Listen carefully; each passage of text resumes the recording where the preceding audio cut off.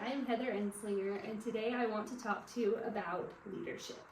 In particular, I want to talk about what kind of leader I have been, that I currently am, and that I'm hoping to become one day.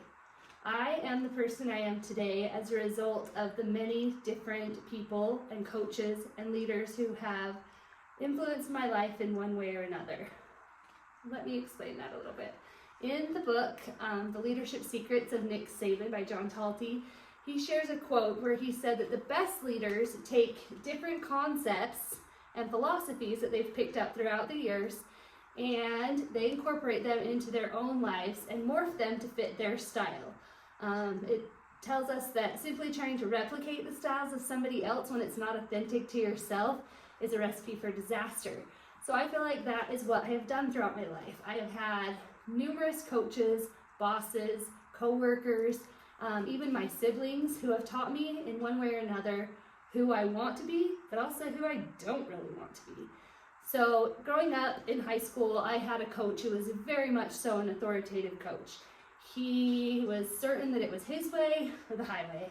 And I learned some things from him. He was a good coach, we were successful, but I also learned some things about his coaching style that I didn't love. I then went on to play basketball in college and had a woman coach who was also really authoritative. However, she had a much deeper and greater knowledge of the game of basketball, and I loved learning from her in that way. I didn't ever feel like a personal connection to her though.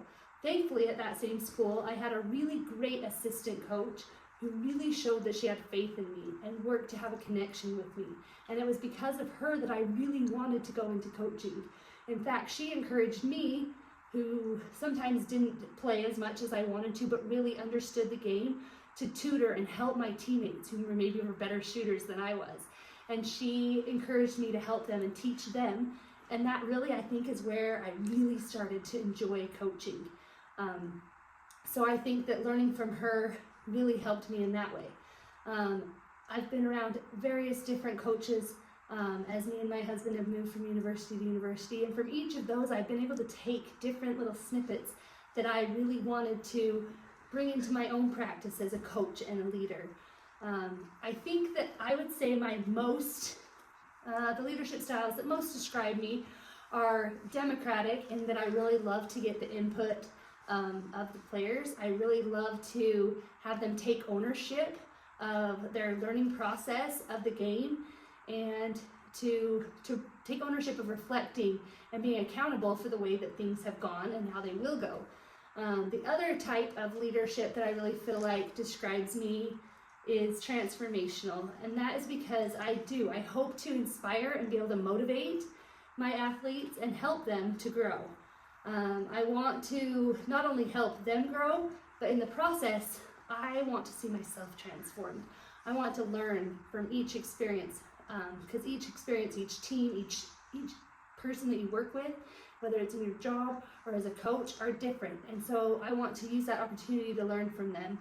And I would say that the biggest thing that I want people that I work with to know and to feel is to know that they are cared about and they are valued and that I care for them.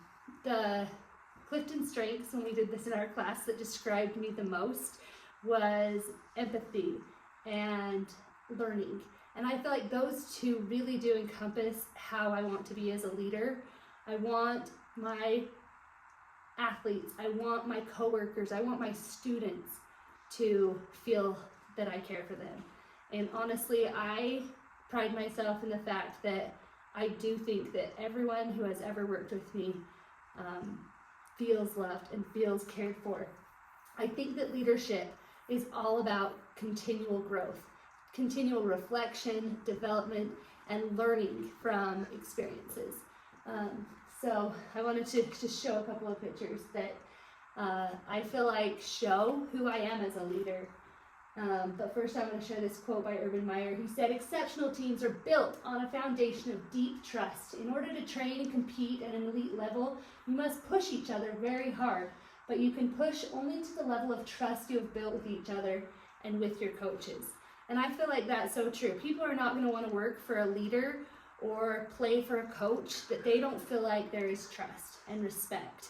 I think it's so important to make sure that that is established before you can do anything as a leader. And so I just want to show a couple of these pictures that I feel like really emulate who I am as a leader. That these are players who have played for me over the years, and they come back and they know that I am a leader. They know that I'm a coach. That is someone who, above all else, I care. I care so deeply. And I know that can be an exhausting thing sometimes as a leader, but that's something that I pride myself in, is that no matter what, whoever comes in contact with me feels like they're seen.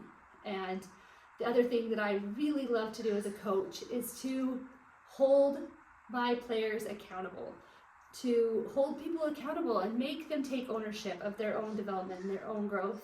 And I love to do that right alongside with them. I feel like relationships are so vitally important to being a good leader, and that's something that I will strive to do. I will continue to educate myself on the best practices to being a good leader. I feel like I have gained so many tools throughout my life of what works and what doesn't, going back to some of those coaches that I had before, that to learn from the positives, learn from the negatives, and then take those things and incorporate them to becoming the kind of leader that I do want to be. But one thing is for sure, I know that I am a kind of leader who makes people feel seen and makes them feel cared for. I just want to end by emphasizing the importance of relationships, of trust, of working together towards shared visions and goals, and that's going to be the best way, I feel, to really be the kind of leader that will get people to buy in.